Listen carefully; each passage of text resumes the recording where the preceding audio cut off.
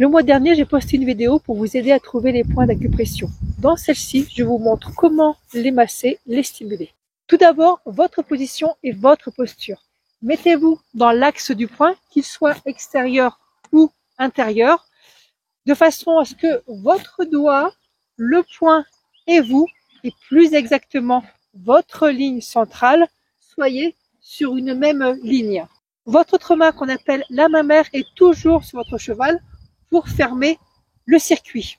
Petite particularité avec le cheval, il faut aussi penser à votre sécurité.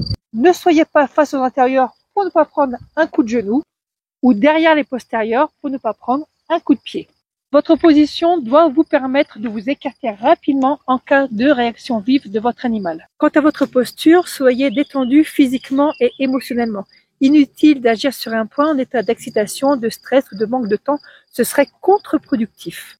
Soyez dans l'instant présent, l'ici et le maintenant. Deuxième indication, votre pression.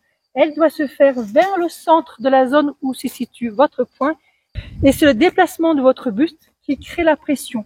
Vers l'avant si le point est à l'extérieur, vers l'arrière si le point est à l'intérieur. Et ce n'est pas la force musculaire de votre bras qui crée cette pression. Elle se fait tout en douceur, tout au long de l'expiration. Vous n'appuyez pas sur le point d'un coup brusque. Troisième indication, votre respiration. Pensez à respirer tranquillement pendant votre action sur le point. Vous exercez votre pression à l'expiration tout en imaginant que votre souffle, c'est-à-dire votre expiration, passe par votre doigt et se diffuse dans le point.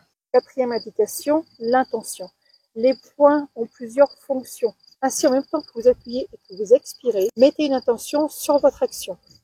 Apportez du calme, apaiser une douleur dans une zone, aider à la détente d'une articulation, vous avez carte blanche. Mais l'intention doit être simple et bien définie. Car n'oubliez pas que l'intention guide l'énergie. D'ailleurs, elle n'est pas la seule, car l'attention permet aussi de guider cette énergie. Donc, regardez la zone sur laquelle vous voulez agir. Ne fermez pas les yeux. Regardez ce que vous faites et regardez votre cheval. La communication passe certes par le ressenti, mais aussi par la modification subtile de l'attitude ou de la posture de votre cheval que vous observez. Alors, vous allez me dire, je vous entends d'ici, j'ai fait tout ce que vous avez dit et ça ne marche pas. Alors, le travail en acupression d'un point n'est pas une potion magique. Et si le point choisi apporte rapidement ce que vous attendiez, c'est tant mieux. Dans le cas contraire, n'oubliez pas que le trouble pour lequel vous avez choisi un point n'est que la conséquence visible d'un déséquilibre, mais pas la cause. Le méridien sur lequel se situe le point est peut-être totalement en déséquilibre avec plusieurs zones de stagnation empêchant ce point de vraiment agir, par exemple.